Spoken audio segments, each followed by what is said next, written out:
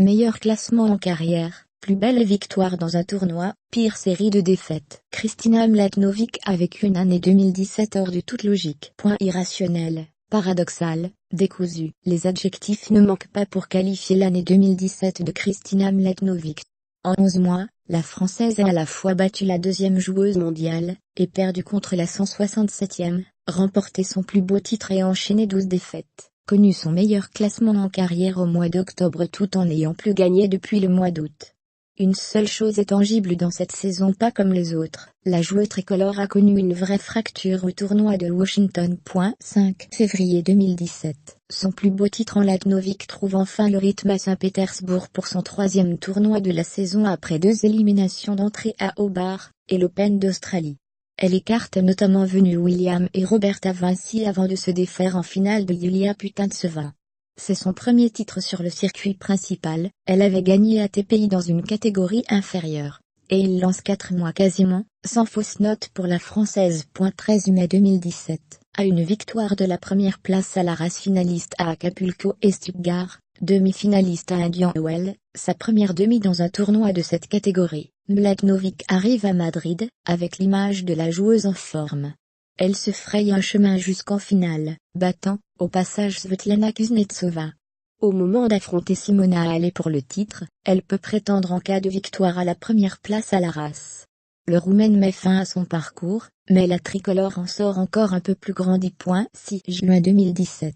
En quart à Roland-Garros. Briller à Roland-Garros, l'objectif de tous les joueurs français. Mladenovic parvient de belle manière en ralliant les quarts de finale, son meilleur résultat dans un tournoi du Grand Chelem, avec l'US Open 2015. Elle fait lever le Suzanne Lenglen en 8e lors de son combat en 3-7 face à la tenante du titre, Garbine Muguruza, la 4e joueuse du top 5 à son tableau de chasse en 2017. L'aventure se termine au tour suivant, contre Timmy Baksaski sur un central frigorifié, mais elle a marqué l'édition 2017. 3 août 2017. Le début de la spirale infernale après sa contre-performance à Wimbledon, élimination au deuxième tour, elle enchaîne sur une défaite inattendue à Washington contre Bianca Andreescu, 167e joueuse mondiale, et invitée par l'organisation du tournoi. Pas encore de quoi vraiment s'inquiéter, mais Mladenovic ne s'en sortira plus dans les semaines qui vont suivre, et ce match marque finalement le tournant de sa saison. 1 et octobre 2017. Une pause pour se soignera la 9e défaite de suite, contre la 99e joueuse mondiale à Pékin, Mladenovic dit stop. Elle annonce faire une coupure dans sa saison, et explique par la même occasion, qu'elle souffre du genou depuis Wimbledon. Elle espère que cette pause va lui permettre de mettre un terme à sa série de mauvais résultats et refuse de tirer un trait sur la fin de saison. 23 octobre 2017. Son meilleur classement en carrière en gagné, Mladenovic parvient quand même à rentrer pour la première fois de sa vie dans le top 10 du classement WTA. Sa progression alors qu'elle perd tout, depuis plusieurs mois s'explique pour 2 raisons. Certaines joueuses se sont effondrées au classement, et elle avait elle-même peu de points à défendre, sur cette fin d'année.